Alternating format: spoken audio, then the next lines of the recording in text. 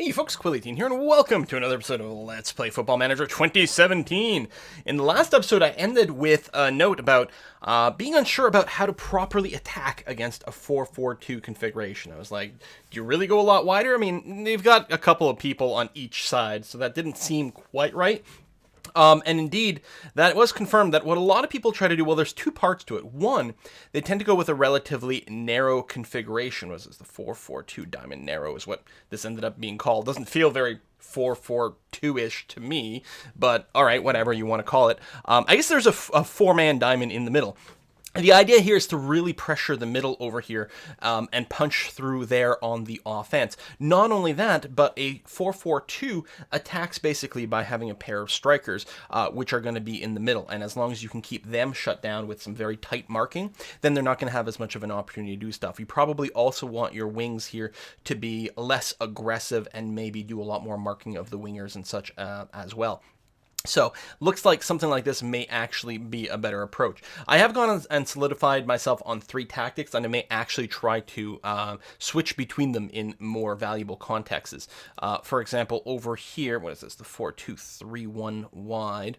4-2-3-1 wide, which should be something like this, might be something where we feel like we can exploit the flanks a little bit more. The thing is, this is not quite as wide as it feels if we play Harkins as an inside forward, so again, get him to cut inwards once he's got the ball, and again, maybe a pressure in the middle a little bit more. I'm a little bit worried that in this case, again, if they're running with like 2 strikers, we may not actually have just enough of a presence over here. One of the things some people do, which I guess is what the 4-4-2 does, is they do put this defensive midfield over here, and some people say what they do, actually, let me just get the correct people in here again, 4-4-2 diamond narrow.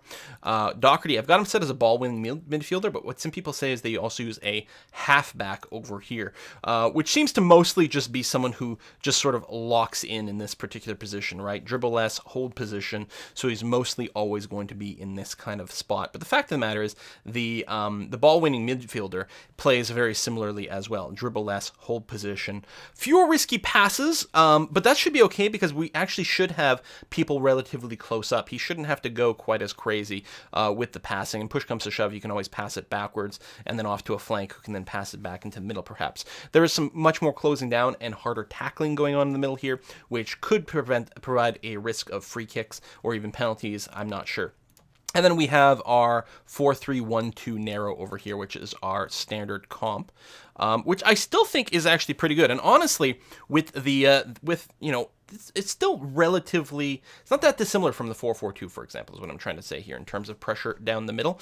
And with having Geegan here as the ball-winning midfielder, again, hopefully shut down the strikers. Maybe it involves countering it a little bit more with some opposition instructions in the game. There has been a slight tweak here in that Craig Moore, I've taken him off the defensive forward position and put him in as a false 9 instead. The idea, a lot of people said if you're playing counter, then the defensive forward may not make quite as much sense. You might not get quite as much opportunity. So playing him as a false 9 over here. The move into channel, people refer to this quite a bit when trying to bust up a 4-4-2. The idea is to sort of split in, push and pull defenders perhaps out of position might be a good way to break up that structure. So playing more as a false 9 may actually work slightly better. Right now, Forrest is just playing as a generic attacking midfielder. I'm not sure that there's anything else I want to do. One of the big problems with Forrest is he does have really bad long shots. He's actually quite good up for, close up. Like his finishing is a 13, which is pretty good. So it's surprising that he's not maybe better suited as a striker or something like that. His crossing's weak, so again, I wouldn't want him to be like he's comfortable playing in a winger position. And an actual winger doesn't really cross. Maybe playing him as an inside forward wouldn't be bad, but still using him as a bit of an anchor again. Maybe, I don't know, his passing's pretty good. First touch could be a little bit better, but it ain't bad. And so, if you can connect up, that's great. And that's that. I was considering if I put him as say a playmaker role. This would take, he would shoot less. I don't know if that's quite right. I mean, I don't mind him shooting. His shooting's actually pretty good, other than his actual long shots. I just don't want him to shoot from further away. I could tell him to get further forward. Actually, I can't with this. That's the thing. I don't know if there's a better setup for him. Shadow Striker doesn't sound quite right. He does have to get further forward. It's interesting that he's really not comfortable in this, but it might be a training thing. Anticipation. It's kind of interesting. He doesn't have the strength to really mix it up. Maybe Forrest is just not as strong as a player as I thought. So, I'm not sure. Anyway, I think I'm going to, maybe I'll, support or attack is an interesting thing. With attack, he will try to get further forward, which might actually be quite good for him because, again, with the lack of long shots, maybe he'll just get up a little bit more, and that wouldn't be too bad. So, I don't know, we might try something like this. So we've got our 3 configurations over here, and we will experiment with that and try to be a little bit contextual. And certainly we'll try to get a little bit more familiarity. It looks like the 4-4-2 diamond actually won't be too bad to get used to it. And honestly, I kind of like this idea of like really pushing the action up the middle here, again, depending on what kind of defensive comp is going on. And the familiarity is not too bad either, actually. They're surprisingly comfortable. I mean, most of the things are unchanged. Again, this is going to be a counter mentality, and the wide one's not. Wide's going to be more control kind of thing. Try to, and it might wait a little bit more for our fullbacks to move forward. I haven't tuned all the positional information over here, but there might be a little bit more than that. There's a bit of a hole here with the defense. We might want to send someone further back or play something, but we'll see how it goes. Anyway, if I recall correctly, the Queen of the South is quite interested in, they really like 4-4-2. Of course, for all I know, they're playing this kind of 4-4-2, which would maybe cause us to want to reevaluate things, but let's go with this. If they were playing this sort of really wide thing, we'd want to make sure we've got probably some good deep defense down the middle, but really move up the wings on our offensive play and go around there. So what are you suggesting? We attacking set pieces. Okay, you know what? That's fine. We'll work on that. We'll see what that happens. And actually, especially if they, oh, that's interesting. Their actually most used formation is a 4-1-2-3. They're just vulnerable to facing 4-4-2. So a 4-1-2-3 DM wide, what would that look like? I would like to be able to load that up without actually messing up my existing tactics. I thought they were playing the 4-4-2. Now I'm really confused. In the team report, when we were looking at this, that's tactics face, my bad. No, they play the 4-1-2-3. Ah, well, maybe we will play this DM wide. So they play quite wide. So actually, with that in mind, I think this, we don't have enough defense off the wings. These guys are a little too solo over here. Because the idea is with this was to shut down the 2 strikers in the middle. But if they're playing with a couple of wide wingers, and there's people that can come in from a lot of different flanks for the attack, it's less about crossing to the strikers, then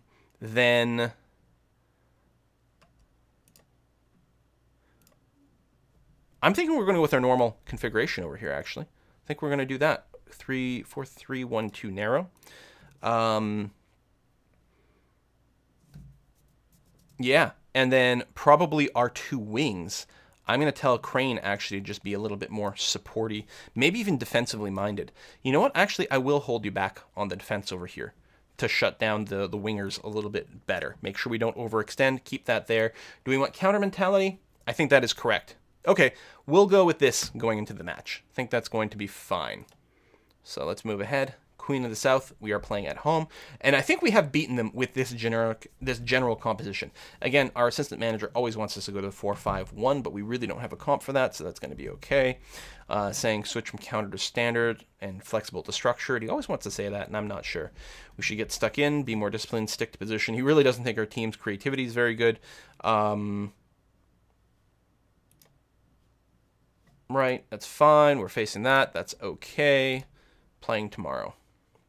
So we'll see if this analysis, this attempted analysis of the enemy strategy is going to work out. Who just won? Oh, Gary Harkins. Excellent.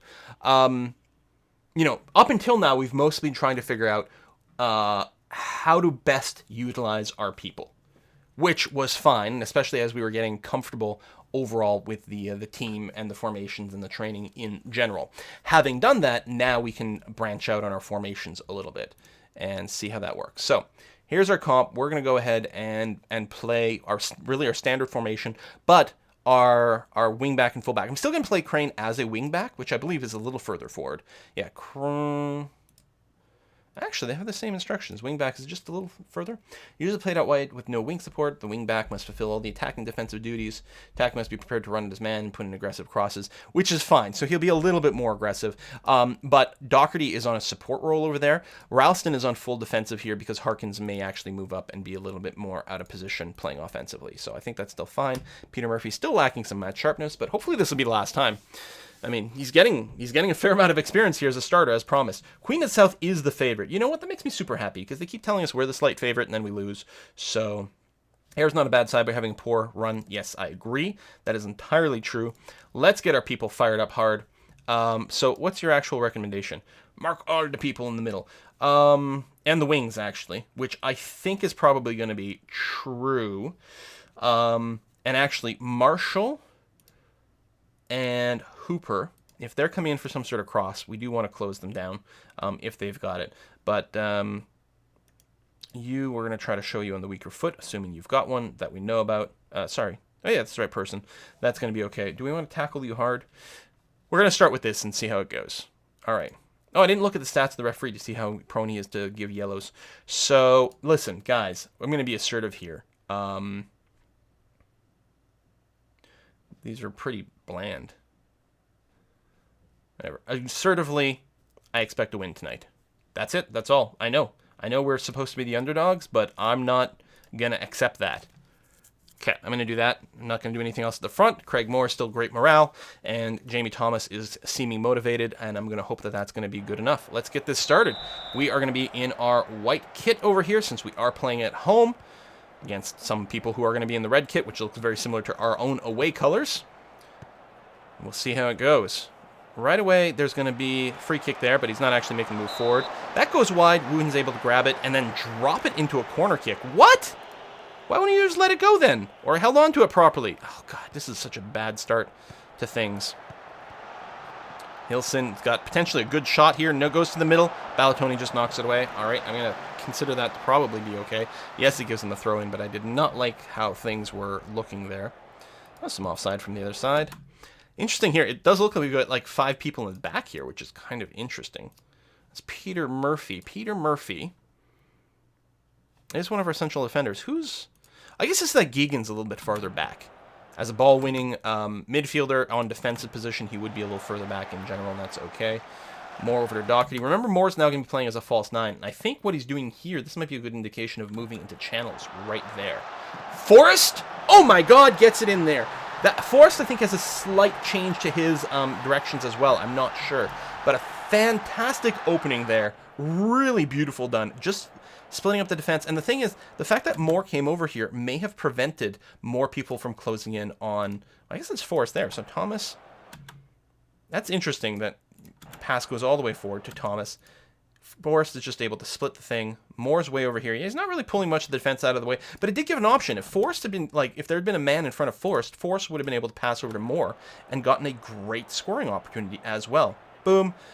Goalkeeper does get hands on it, but he's not able to get there in front of the ball sufficiently enough, so that's going to be great. Possession comment. Possession's going to be fine. We're only 18 minutes into the game. That's going to be okay. Andy Geegan getting a yellow card. Okay. Okay, Andy. Listen, you're playing your role. I totally get that. I told you to do this. What I'm going to do is I'm going to switch you from ball winning to standard defender.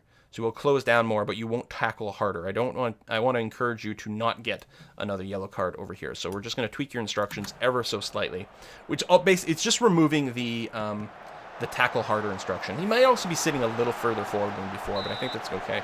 Oh, Alan Forrest getting an offside over there without even getting on the pass, which is really unfortunate because that looked like it could have been a really good opportunity for us. Thomas is able to wrestle the ball away from Hamill, I think, there. Craig Moore moving forward well, does get a little bit overwhelmed, but he's able to dump it over to Crane. Then Geegan in the middle. Lots of passing opportunities. Oh, actually goes around number 2, whoever that is. Mr. Hamill over there. We just pass right around you.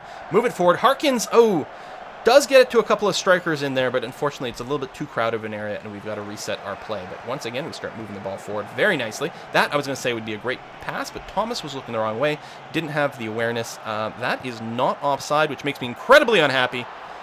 Oh, and Murphy's not able to hold on to the ball, therefore in giving them a corner kick. Again, not very pleased about that at all.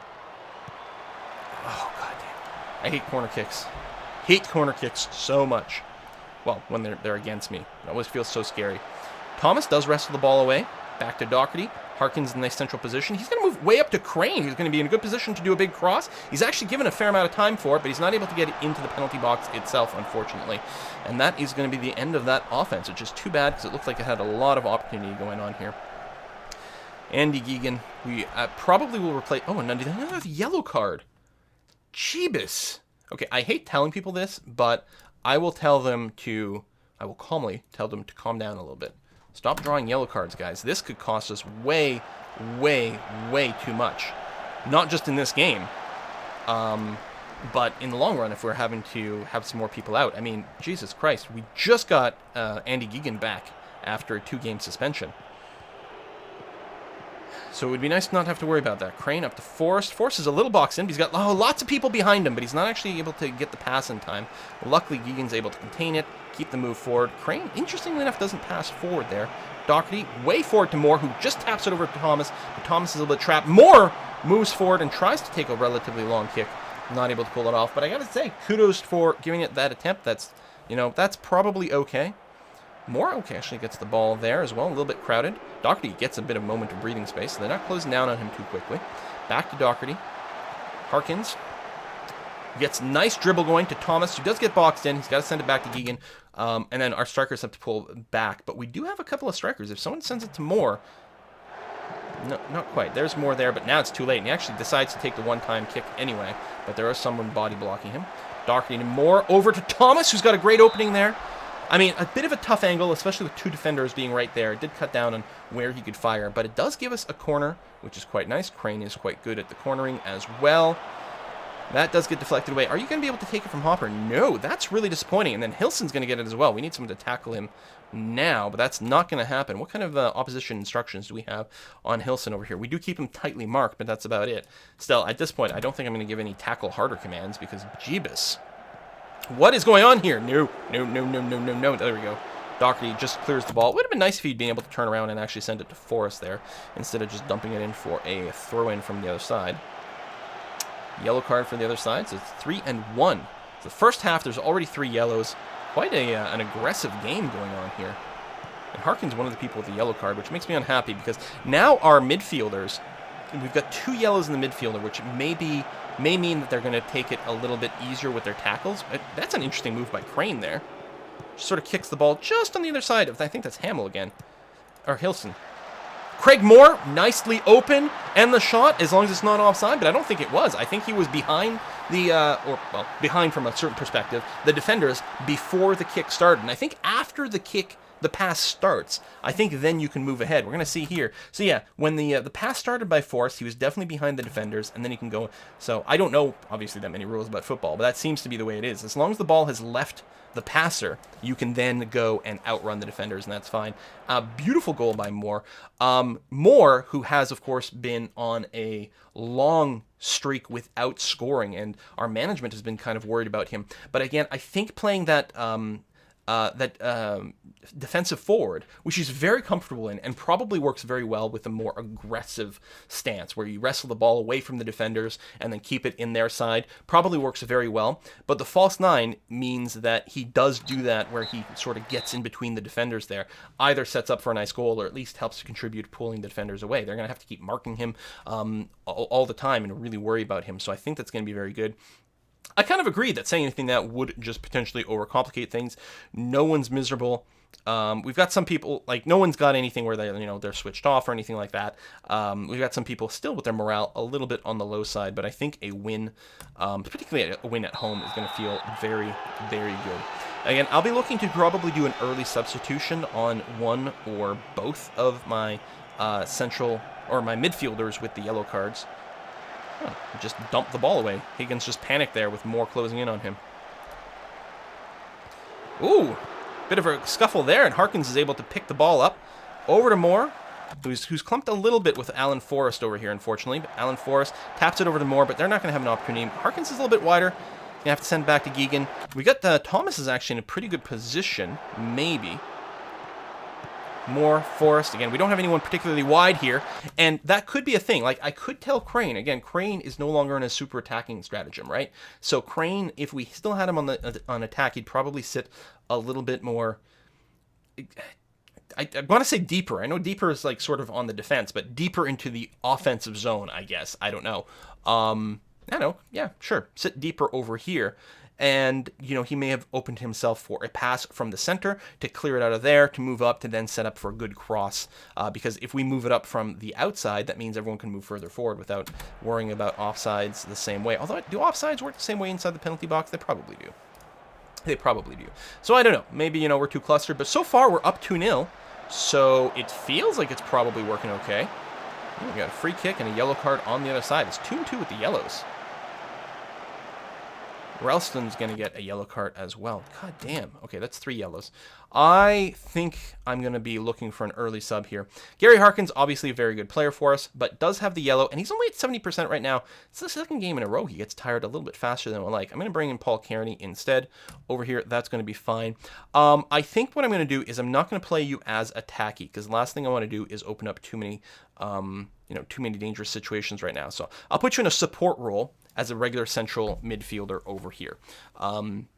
And I think that's going to be fine. Yeah, maybe that's more passive, but I think it's probably going to be a good idea. Harkins did a great job, and Kearney's actually quite good. In fact, if I recall correctly, Paul Kearney here is really good at long shots, but it doesn't mean he can't take a long shot. That this instruction doesn't even have the shoot less kind of directive on it, so I think that's going to be okay.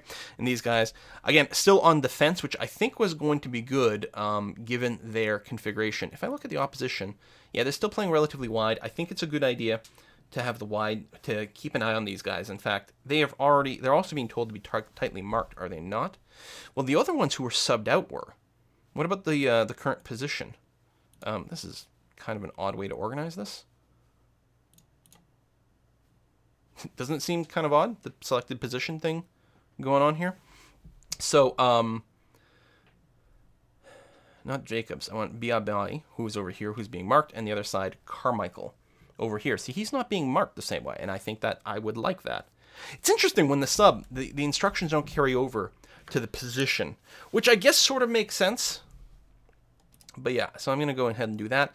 And yeah, I'll bring Paul Kearney in for Gary Harkins. I think that's going to be fine.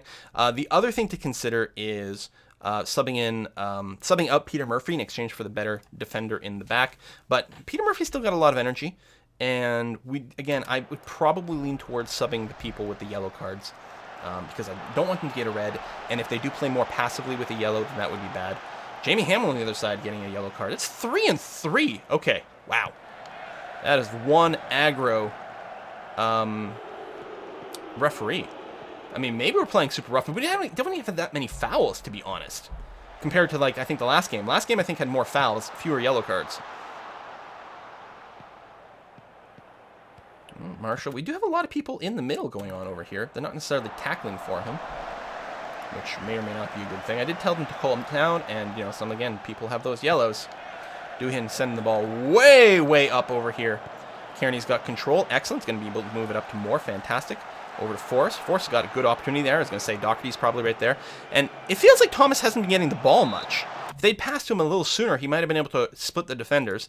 Instead, we do get a long kick, which at least gives us a corner. So that's not bad. As long as the goalkeeper doesn't just get his hands on it. Forrest, ooh, was going to be in a nice position potentially, but it does get knocked away at that point. Biabi all alone currently, and being harassed a little bit. Back to Biabi. I'm very worried about Carmichael, who, again, we have told to tightly mark. Now, we haven't assigned someone specifically to just stay on him all the time. Okay. All right, he was offside. I was getting really concerned about what was going on there. 65 minutes in. Do I want to do another sub now? Let's take a look just quickly, especially the people with the yellow cards. 75%. See, 71%. Tony Ralston with the yellow, and he's starting to get a little tuckered out, so I think I will go ahead and do that. The problem is there's not really someone comfortable in that role. Although, I think if I were to say, okay, rather than being, well, he's fullback. He's actually not on, oh, I'm thinking Ralston. Sorry, I'm getting confused about who's who. Right, I don't have, what's his name? I don't remember his name. He's not one of the substitutes. So I don't actually have someone who is well-suited for being a defender on the right. My substitutes are whacked out here. My bad. Geegan's actually surprisingly comfortable playing there. I'm wondering about just moving Andy back. Especially, okay, defensive fullback is a really easy role. Very little requirements. Might open up a few more options. Yeah, still. So, okay, I'm going to move Andy back there. I'm going to replace then the person playing as the central midfielder with Robbie Crawford. I think that's going to be fine. Now, I mean, I may not want him to be full defensive back. I could just put him like this. Gives him a few more options. Now, you know what? We'll go complete defensive fullback. We'll leave that in there. He'll save a bit of his energy. You know, maybe it's too passive. I'm not sure. We'll see how it goes. So that's 2 substitutes. We still have 25 minutes left. I'll leave Andy Geegan in here for now with his yellow card. No one else is too terribly exhausted, although we're about to hit the 60s with quite a few people. We'll have to see who starts to dip down at that point. We still have a relatively defensive-minded situation with the counter tactic, not to mention Andy Geegan being moved to a full defensive back as opposed to just a fullback. So complete fullback or complete defense. I don't remember what the name is. It's got complete in there, and it's very, very defendy. So he really won't move up to do the crossing. He's just going to try to dump the ball, and I think that's going to be okay. It'll prevent us from being overrun on that flank at least. Oh, that has me very nervous. Ballatoni dumps the ball, and I think that's very important for a bit of a reset there. I think the substitutes will happen now. There they go. Substitutes and the position change. So now we have our central. These are both central midfielders, I think. So we've got a lot of fresh legs there. That might mean that we'll get overrun in a slightly different position. We'll see. It looks like Higgins is getting a yellow card here, while who's this? Thomas is setting up for a free kick. Oh, just a lecture. So we're leading 2-0 at home.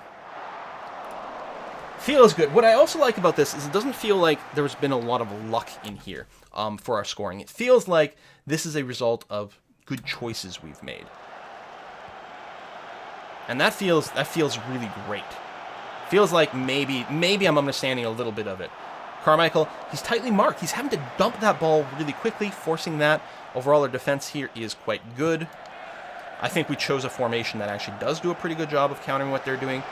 Brotherston isn't going to be able to get anything, and again, lots of defenders in the way. Ballatoni gets the ball away in a very sexy manner. Thank you very much. Craig Moore almost gets there, but Forrest is able to keep the ball in. Tries to send it up to Moore, but it does get intercepted, which is too bad. Brotherston again. Brotherston. I don't know why I can't say it quite right. Is going to keep the ball in there. Carmichael, again, going to be forced to shoot wide. Maybe his finishing is really poor. That's possible. Let's go ahead and use our last substitutes perhaps now. I'm tempted to do another defensive substitute. But that's probably crazy. That's crazy, isn't it? Although, you know what? We could bring Daryl Magat. He's very, very, very good. So again, mostly defensive substitutes, but we're ahead. And keep the counter mentality in there. And I think that works. We'll just try to not exactly park the bus, but try to avoid being overrun in the back. Who's getting the yellow? Higgins on the other side. That's 7 yellow cards. Only 18 fouls. I mean, only 18 fouls, but I mean, I've certainly seen more ridiculous number of fouls. I've seen like one team get 18 fouls before and not get this many yellows. Crane is not paying attention, not able to get in there. I mean, he's been playing the whole match. He's probably getting quite tired. He's not having to run as much as he usually does. This actually feels like a hell of a rally by the other side and making me quite unhappy. Quite unhappy indeed. But it leads to really nothing. I don't know what that was supposed to be. Was that a goal attempt? Was it a cross attempt? Not sure. Duhin kicking the ball forward from quite deep, actually. We're going quite forward. I guess I should say forward. Yeah, I should stop thinking of deep. I should say, like, forward and back or something like that. Oh, ball gets taken away. Back to Brotherston over there, who's going to have a nice passing opportunity to Jacobs, who's getting closed down a bit. Again, all of our people, it seems to be... Whoa, that was a little risky. If that, I think that was Brotherston again. If he had run up a little faster, he might have been able to do a little something that would have upset me greatly. I mean, we're definitely being quite defensive here. Look how many people we've got behind the attackers. And yet, the counter mentality is exactly this. We were able to get the ball to Thomas, who's able to send it over to Moore. Nothing comes from that, but that is, I think, exactly like textbook. It's sort of... What the hell was that? What the hell was that? If he scores here, I'm going to be thankful for the replay, because I'm going to have to yell at Magat. What the hell was that? That was utter crap. All right, Mr. Magat. over here. You've got the ball. And then you overrun the ball. Holy shit. I mean, here's the thing. Like, maybe you never actually got your foot on it properly. Yeah, you're still struggling. You sort of toe it a little bit, but you're not able to actually properly go into a dribble mode. Then you overrun it, and then you take forever to turn around. This guy is going to get yelled at. There was no reason at all. Hang on. Team talk. Mr. Magat over here, who we just subbed in. I'm going to be aggressive and tell you, you shit the bed right there. What the hell? I mean, come on. Concentrate. What's wrong with you? Jesus. Now, all of a sudden, there's a game again. And I was really hoping for a clean sheet. Hell, the team was probably hoping for a clean sheet. A lot of these guys get bonuses for that. Nice forward move, though.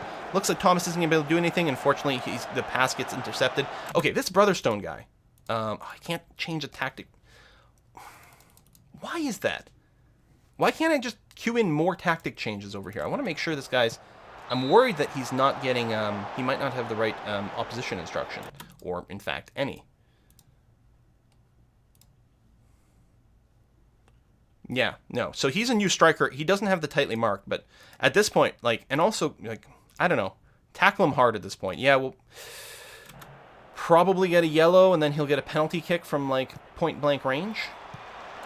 You know what? It's going to be fine enough to simply mark him.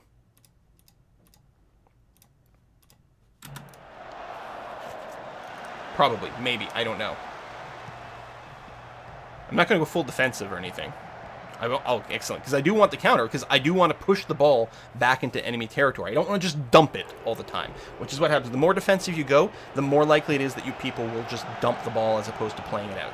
I mean, you can tune that a little bit, but, you know, that's part of the idea. Over to Thomas, over to Moore, who, ooh, he was getting pressured a fair bit. I actually like that shot attempt, though. There was a real opportunity for that to go in if it had been on target, but there was someone with the toe in the way. Looks like there might have been a foul there as well. Moore still got control over it. Over to Doherty, who's going to, ooh, doesn't get the ball taken away. Kearney moves it up to Thomas, who shoots wide. And that's going to be a goal kick, which will give them probably their last offense of the game. There's 3 minutes left at this point. There's Brotherston. But hopefully, yeah. I didn't realize there had been a substitute. Why does it not carry over? Again, it could mean that you've got, you know, tightly marked on someone who is supposed to be slow, and then he gets subbed in with someone who's fast and tends to pull your people out of position. But, yeah, that actually left us fairly vulnerable there. I mean, the mistake, the only reason they scored was because of a horrible mistake by Magat. But there actually were a lot of scoring opportunities. Brotherston almost got unlucky a few times in a row. That he could have scored, but those opportunities only existed because we weren't marking him. So he scored on the one time he shouldn't have, but he should have scored on some of the other times, is kind of what I'm saying, based on our mistakes. So Carmichael, Hamill, hold on to the ball there, which is too bad. Kearney takes the ball away there, out, but he does get tackled again. Luckily, Moore is able to pick it up before someone else does. At this point, we don't need another score, although it would be, you know, it wouldn't hurt. Right now, it's just about, can we kill the last 30 seconds of this in the offensive end where there's no chance that we get scored on? Oh, Thomas. No, he's going to get pulled away, but Crawford holds the ball into Kearney. Beautiful, beautiful play going on here. Moore with a long bomb, and I'm very happy with that shot. Actually, wow, that's a throw in there. Goalkeeper wasn't even able to hold on to it. That's amazing. Like, right now, my team is playing fantastically.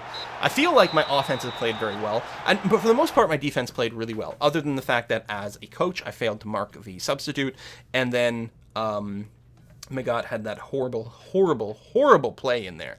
Just utterly miserable. I'm going to say a little something, like, you know, real Jekyll and Hyde. Fantastic first half, the second half is unacceptable. All right, so we're just going to stress out Gary Harkins. Dude, you got subbed out. Like, your second half isn't to blame for you. But yeah, I was a little upset about the second bit. Yeah, gain a little bit of focus. That's going to be good. That result moves Ayr into the playoff places. Will you be pleased with that? Yeah, it's a little early. It means I'm in top 4 is what this means. So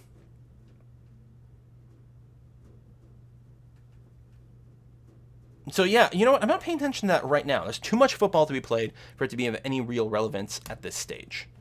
There we go. Maybe, maybe I should be more excited for results. Don't get me wrong, I'm happy to finally get a goddamn win. And Craig Moore scoring a goal as well, which turns out to be important. Otherwise, we would have a draw in the end.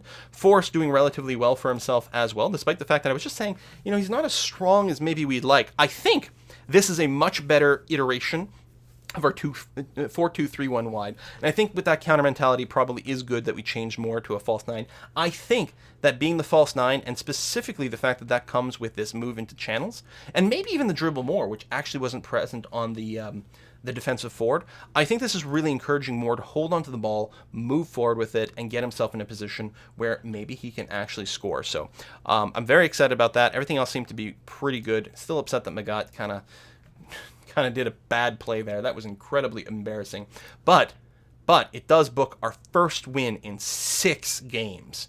6 games we've gone without a win. I mean, yeah, we got 2 draws in there, but again, both of the draws actually felt like those are games we should have won. And that was really disappointing that it was so bad. So it does put us into the top 4, actually top 3 right now. Really. I think we came in, we weren't going in the, no, I guess, come on.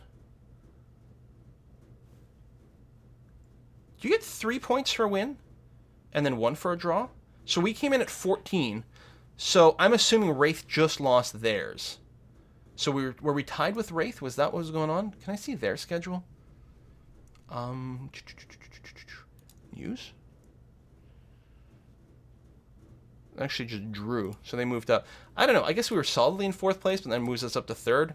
I'm not sure what's going on with that message because it felt like we were already in the playoff situation. Now, 10 games played out of a 36-game schedule. So we're closing in, we're nearly at 1/3 of the way through. Solidly in the top half of the league.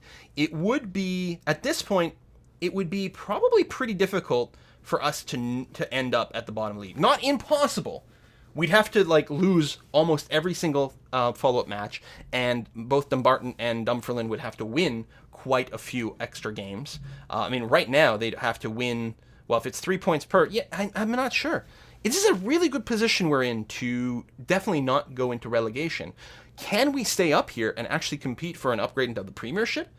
That seems a little hard to believe, but who knows? Thanks for watching. See you next time.